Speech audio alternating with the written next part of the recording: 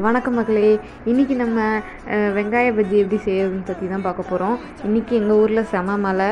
So ஏதாவது சூடாக சாப்பிட்ணும் போல் இருந்துச்சு. ஸோ ஈஸியாக எல்லா வீட்லேயும் வெங்காயம் இருக்கும், அதை வச்சு ஈஸியாக 3 பொருள் இருந்தால் போதும், பஜ்ஜி போட்டுடலாம்.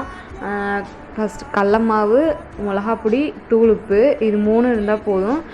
எண்ணெயை பாத்திரத்தில் ஊற்றி அடுப்பில் ஆன் பண்ணி கொஞ்சம் கம்மியாக வச்சுட்டு கடல மாவு, மிளகாப்பொடி, தூள் உப்பு 3 எடுத்து தண்ணி கொஞ்சம் கொஞ்சமாக சேர்த்து மிக்ஸ் பண்ணணும். ரொம்ப நிறையா ஊற்றிட்டோன்னா வெங்காயத்தில் வந்து ஒட்டாது.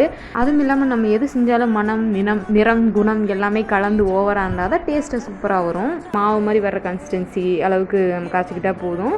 அதுக்கப்புறம் மாவை கரைச்சி தனியாக கொஞ்ச நேரம் வச்சுட்டு வெங்காயத்தை எடுத்து சின்ன சின்ன பீஸாக இது மாதிரி ரவுண்டாவோ இல்லை நீளமாவோ கட் பண்ணிக்கோங்க. உங்களுக்கு பிடிச்ச மாதிரி எப்படி கட் பண்ணி நம்ம போட்டாலும் அது வந்து எண்ணெயில் போடும்போது தனித்தனியாக வந்துடும், இல்லைன்னா ஒட்டிட்டு ஒன்றோட ஒன்றா கெட்டியாக தான் வரும். ஸோ உங்களுக்கு எப்படி பிடிக்குமோ அது மாதிரி ஈஸியாக எப்படி வருமோ அது மாதிரி வெட்டிட்டு இது மாதிரி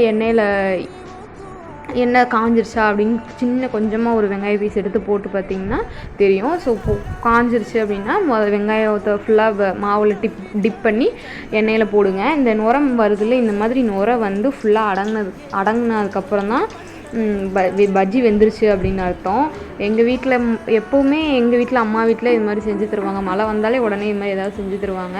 ஸோ இங்கே வந்து நான் இது மாதிரி ஏதாவது மழை அப்படின்னா எங்கள் வீட்லேயும் கேட்பாங்க ஏதாவது சூடாக செஞ்சு தர சொல்லி. ஸோ நான் அதை இங்கே வந்து ஃபாலோ பண்ணிட்டு தான் இருக்கேன். அவ்வளோதான் மக்களே, நம்ம இன்றைக்கி பஜ்ஜி செஞ்சாச்சு. சூப்பராக இருந்துச்சு. நீங்கள் வந்து அந்த நுரை அடங்கினதுக்கப்புறம் எடுத்து பாருங்கள். கொஞ்சம் கம்மியாக தீயில் வச்சு அழகாக பொறுமையாக ட்ரை பண்ணிங்கன்னா இந்த மாதிரி சூப்பராக வரும். டேஸ்ட்டும் நல்லாவே இருந்துச்சு.